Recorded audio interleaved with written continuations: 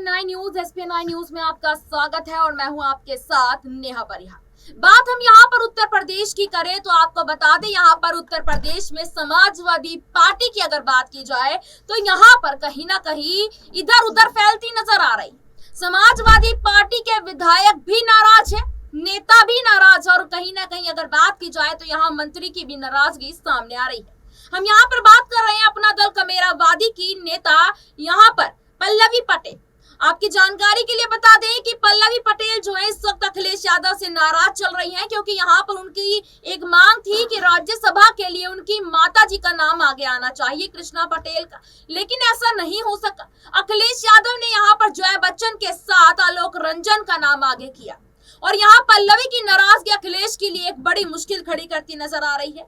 दूसरी तरफ जयंत चौधरी ने धोखा दिया, तीसरी तरफ स्वामी प्रसाद मौर्य ने महासचिव के पद से इस्तीफा दे दिया, तो यहाँ पर उसके बाद यहाँ पर सपा के सचिव पद से भी के पाठक ने इस्तीफा दे दिया। आज इसी मुद्दे पर तमाम चर्चा करेंगे कि आखिरकार पल्लवी पटेल अगर सपा से भी बाहर जाती है तो कौन सी पार्टी का साथ लेती नजर आएगी। क्या वो बसपा होगी, क्या वो एनडीए गठबंधन होगा, या फिर कोई और यहाँ पर दल देखने को मिल सकता है। हमारे साथ यहाँ पर अबरार मौजूद है। बहुत बहुत स्वागत है अबरार आपका इस खास कार्यक्रम में।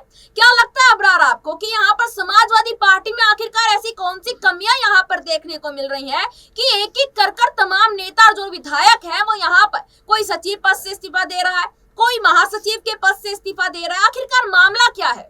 देखिए, लगातार उत्तर प्रदेश में जिस तरीके से समाजवादी पार्टी में टूट हुई है, जाहिर सी बात है कि ये अखिलेश यादव के लिए आत्मचिंतन का एक विषय है और इस समय खास तौर से पार्टी को जबकि मजबूत होना चाहिए था, पार्टी एक तरीके से बिखर रही है। चाहे यहाँ पर हम बात करें स्वामी प्रसाद मौर्य की, जिन्होंने राष्ट्रीय महासचिव पद को छोड़ दिया और मात्र छोड़ा ही नहीं बल्कि उसके बाद उन्होंने कई बड़े आरोप भी लगाए। ये भी कहा कि पार्टी उनके बयानों से कहीं ना कहीं खुद को किनारे कर लेती है, या फिर आप कहें कि इस पूरे मामले पर जो है पार्टी उनके समर्थन में खड़ी नहीं उतरती है।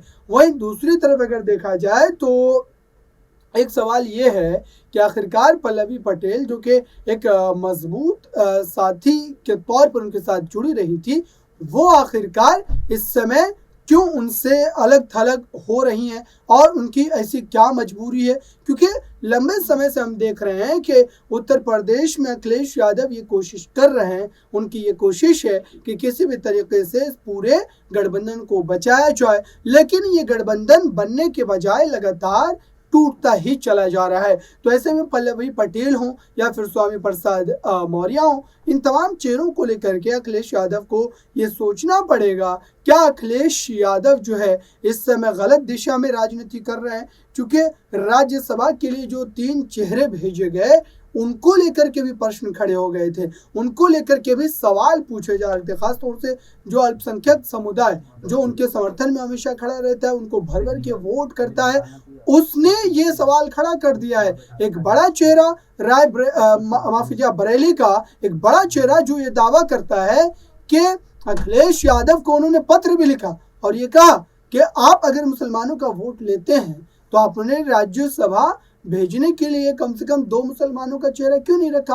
आपने एक भी मुसलमान को नहीं भेजा राज्यसभा और आपको पूरा का पूरा वोट उनका चाहिए। तो ये सवाल उनके लिए चिंताजनक है, क्योंकि अल्पसंख्यक पूरी तरीके से उनके साथ खड़े नजर आते हैं हर चुनाव में।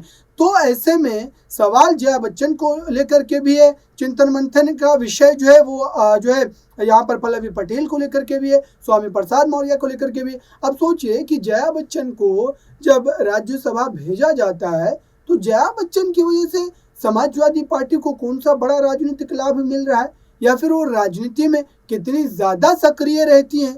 इसलिए ये समझने की ज़रूरत है कि आखिरकार समाजवादी पार्टी इस पूरे मामले को लेकर के कब उस नींद से जो है उठेगी। और मात्र जो अब कुछ महीने का समय रह गया है, मात्र इन कुछ महीनों में क्या समाजवादी पार्टी इतनी बेहतरीन स्थिति में आ जाएगी कि पार्टी लोकसभा चुनाव में भारतीय जनता पार्टी को हरा सके। क्योंकि इस समय जिस तरीके से ये पूरा का पूरा मामला देखने को मिल रहा है, खास करके अगर भारतीय जनता पार्टी की बात की जाए तो राम मंदिर के बाद तो पूरे उत्तर प्रदेश के लोग उन्हें फिर से दोबारा सत्ता मिलाना चाह रहे हैं।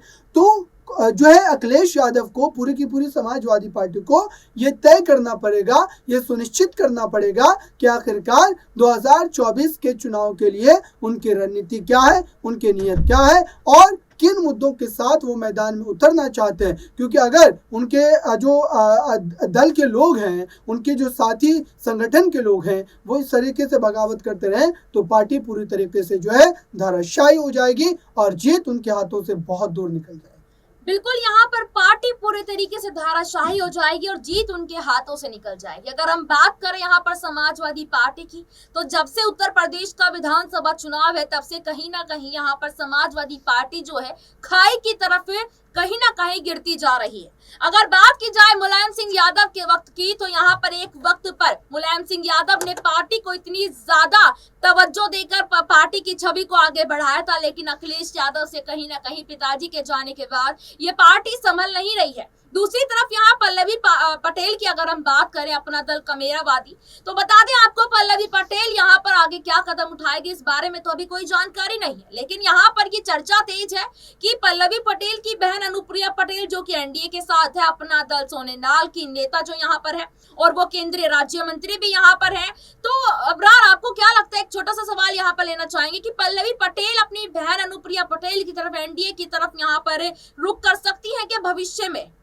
देखिए, इसकी संभावना नज़र आती है, क्योंकि उत्तर प्रदेश में जिस तरीके से जो है जयंत चौधरी ने अपना पाला बदला है, जाहिर सी बात है कि ये कोशिश हो सकती है। आप सोचिए कि एक से एक बड़े धुरंधर नेता जो है वो अपनी जो है पार्टी को छोड़ करके भाजपा में शामिल हो रहे हैं, तो बिल्कुल ये स्थिति बन सकती है कि आने वाले दिनों में कहीं ना कहीं जो है पल्लवी पटेल का भी ये कदम हो सकता है। लेकिन फिलहाल अगर देखा जाए तो राजनीतिक रूप से इस तरीके के कोई आधिकारिक बयान उन्होंने नहीं दिए हैं। लेकिन इस समय अगर देखा जाए तो जो हालात सामने देखने को मिल रहे हैं उसको लेकर के बिल्कुल इस बात की चर्चा की जा सकती है कि मामला इस तरीके का भी हो सकता है। अब देखना ये है कि आखिरकार इस बिगड़ते हालात को अखिलेश यादव कैसे संभालते हैं।